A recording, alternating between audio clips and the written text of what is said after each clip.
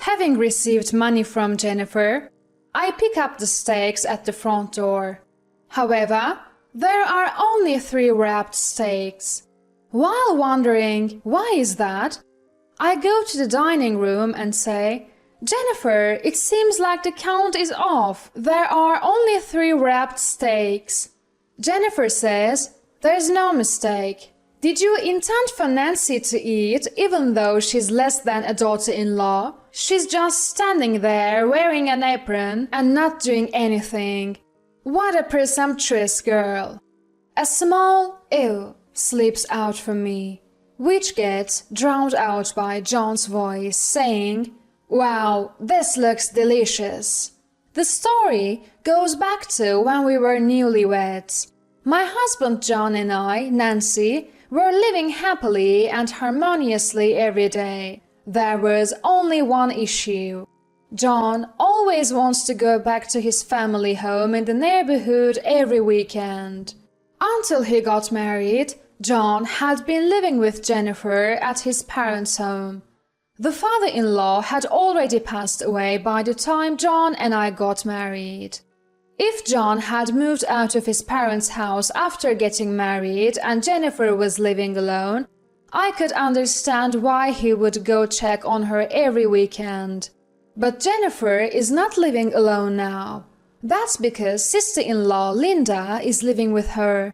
Linda was married, but she got divorced because she and her husband did not get along.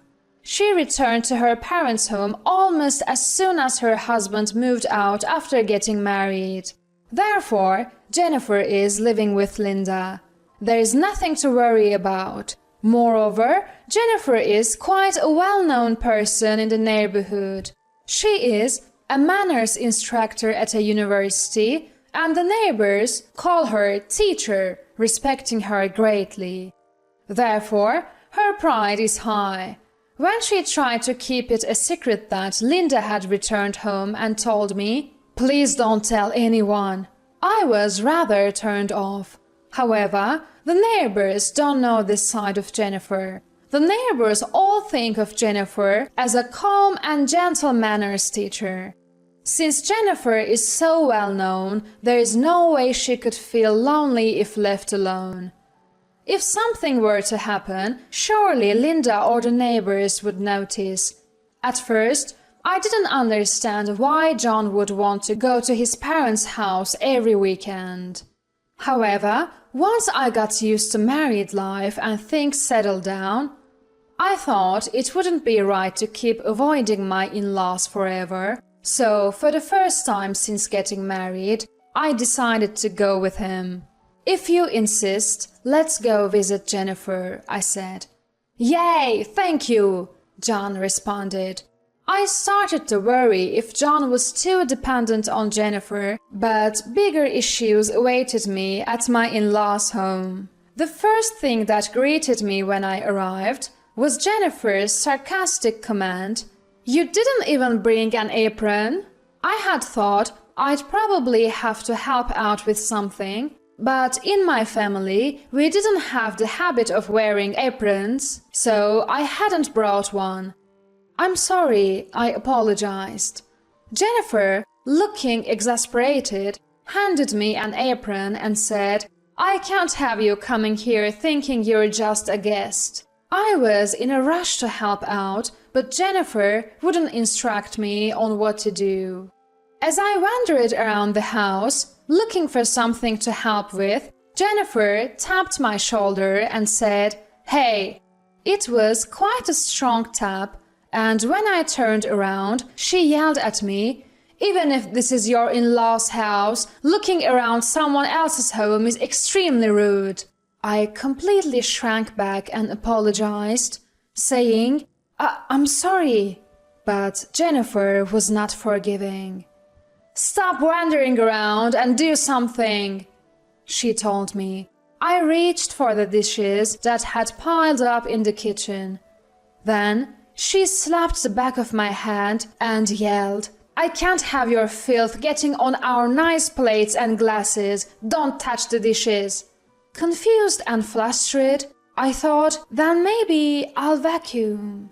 I was again slapped on the back of my hand and scolded, "Are you saying our floors are dirty?" At this point, I had no idea what to do. Standing there dumbfounded, I was endlessly criticized by Jennifer. "What are you spacing out for? You're such a useless daughter-in-law." When I looked at John with a "help me" expression, he was just laughing uproariously at a comedy show with Linda, despite seeing how much I was being berated. In the end, my first visit to my in-laws concluded with unceasing harassment from Jennifer, leaving me so drained that I couldn't even eat dinner that night. Of course, I asked John, "Why didn't you help me when Jennifer was blaming me?" John nonchalantly replied, "Mom just wants to give you a hard time for now. It's a phase newlyweds go through. It will pass soon," showing no intention to help.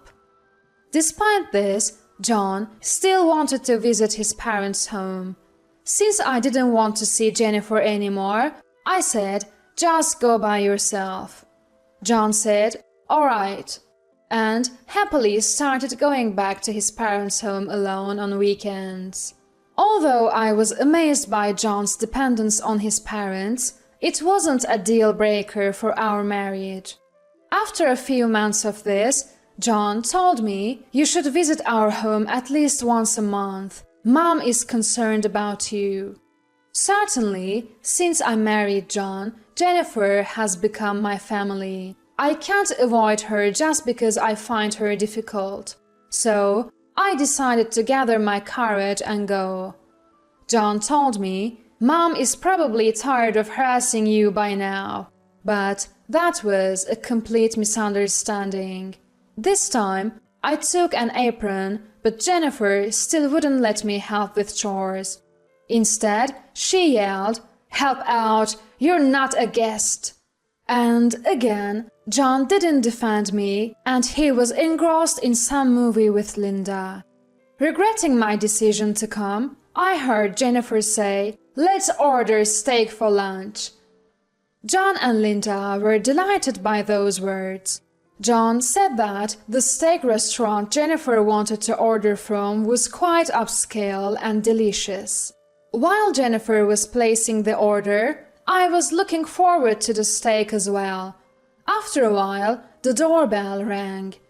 "At least go and receive the order. You're so thoughtless," I was told angrily by Jennifer as she handed me the money. I went to the front door and received the steaks. But there were only 3 packaged steaks.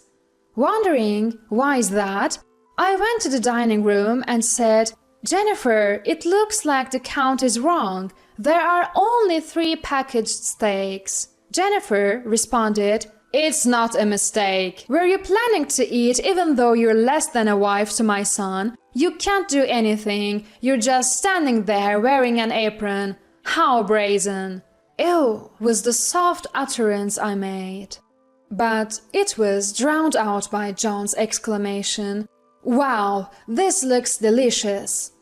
Despite there being only 3 packaged steaks, Linda and even John started eating without any consideration for me. As I felt a deep shock, as if being stabbed through the heart, Jennifer was looking at me with a smirking face and said, "Delicious, isn't it?" as she ate a slice of steak. For the first time, I knew the sadness of being unable to eat while everyone else was eating. On top of that, my stomach growled loudly, causing Linda to burst into laughter. "Oh, poor Nancy! But if you are less than John's wife, it can't be helped," Linda said. She continued to pity me. "How sad, unable to eat such a delicious steak. How sad to be so useless as John's wife." I felt utterly miserable. Once the 3 of them had finished their steaks, Jennifer then told me, "Now go deliver the key that the delivery person dropped." Apparently, it's a long holiday, and the steak restaurant is very busy. They had asked if the dropped key could be delivered directly. I took the dropped key, got into the car and began to drive. I felt like crying from the sadness, but I held back my tears and focused on driving. I shouldn't go to my in-laws' house anymore, telling myself that it was as simple as that. I delivered the key that the delivery person had dropped to the steak restaurant. When I walked in, it seemed close to closing time, as there were hardly any customers. "Welcome," called out the cheerful Chef Richard, to whom I said, "Here, this is the dropped key," and I handed it over. Richard, who looked like a kind person, smiled and asked, "Did you enjoy the steak?" At that moment, I didn't know what to say. I didn't want to say it was delicious when I hadn't even eaten it. I opened my mouth to say something but couldn't. Sensing something was wrong, even Chef's wife Karen asked, "What's the matter?" As I tried to speak, tears started to flow and Richard said, "Just sit down there," prompting me to take a seat. Karen offered me a towel. Touched by the kindness of Richard and Karen, I said through my tears, "The truth is, I'm less than John's wife, so I couldn't eat the steak, I'm sorry." My desperate words seemed to surprise both Richard and Karen. Richard said, "You're Nancy, right? The wife of the teacher's son, John. I thought you, the teacher, and the John had eaten the steak." Upon hearing this, I first shared the news that Linda had moved back home. I also mentioned that Jennifer was embarrassed by Linda moving back and was trying to keep it a secret. "I'm sorry. I was actually told to keep this quiet. Please keep it a secret," I said, crying. Richard and Karen looked at each other and nodded. "It's okay, Nancy. Next time you go to your in-laws, order the steak again. Then I'll find a way to help you out." Richard had a stern look on his face, but he smiled gently and said, "Don't worry." For the first time, I felt like I had found an ally.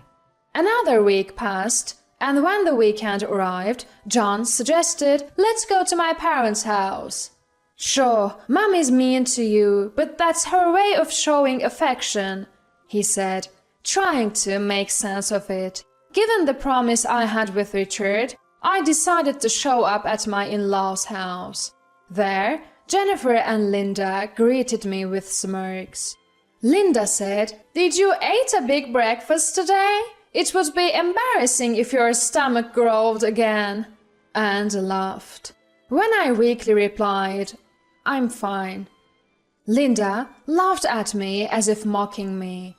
And Jennifer, again not allowing me to help with anything, kept scolding me, "Help out, do something." My head started to hurt every time I visited my in-laws.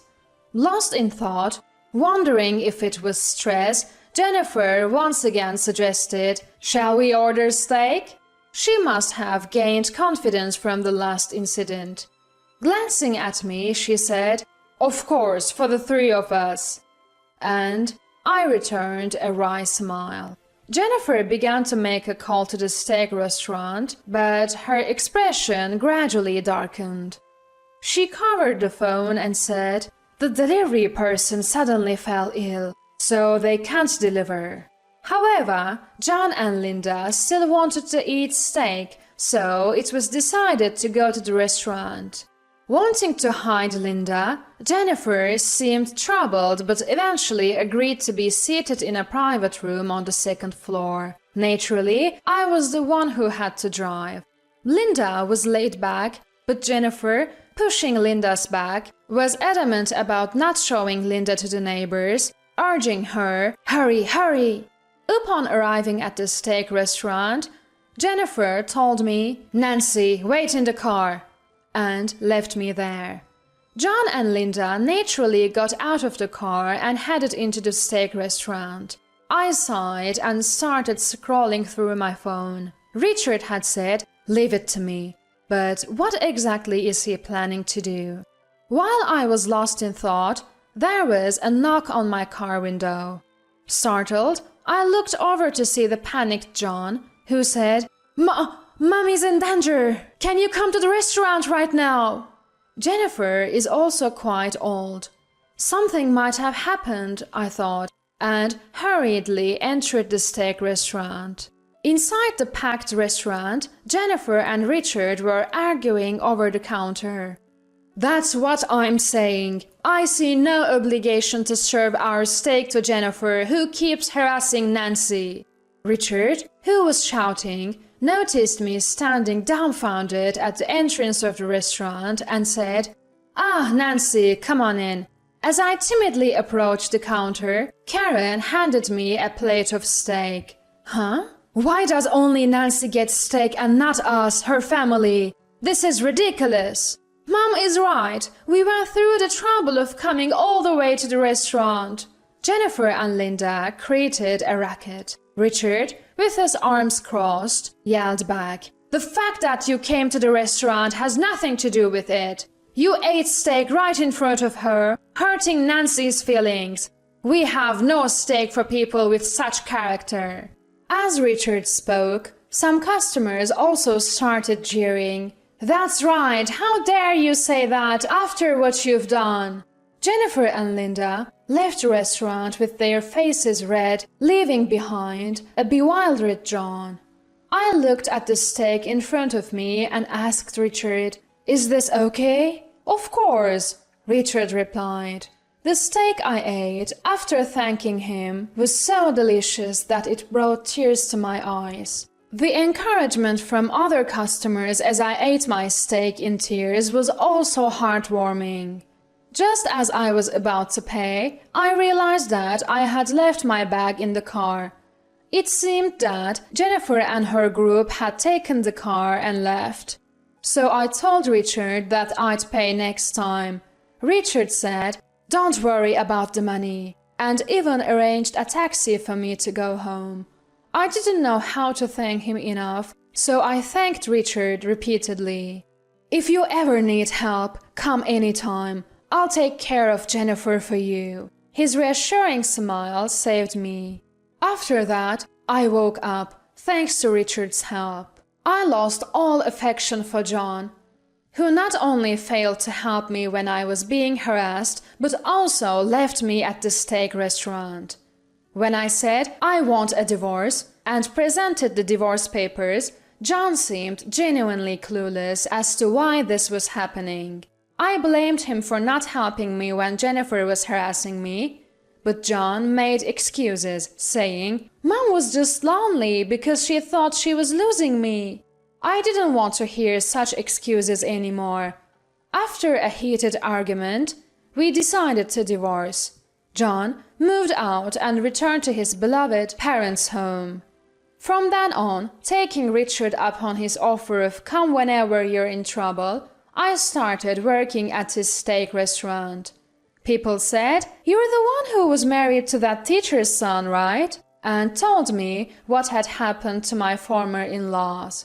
Apparently, Jennifer had fought with Richard at the steak restaurant, gained a bad reputation, and was now ostracized by her neighbors. Even the existence of the returned John and Linda was exposed, and they seemed to be the talk of the town as, "Maybe something's wrong with that family."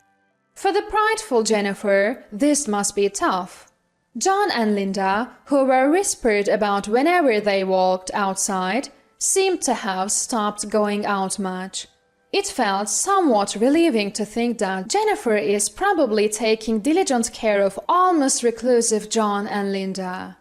I have had enough of marriage. I'm working here to repay Richard's kindness, but eventually I plan to become a full-time employee somewhere and enjoy life on my own.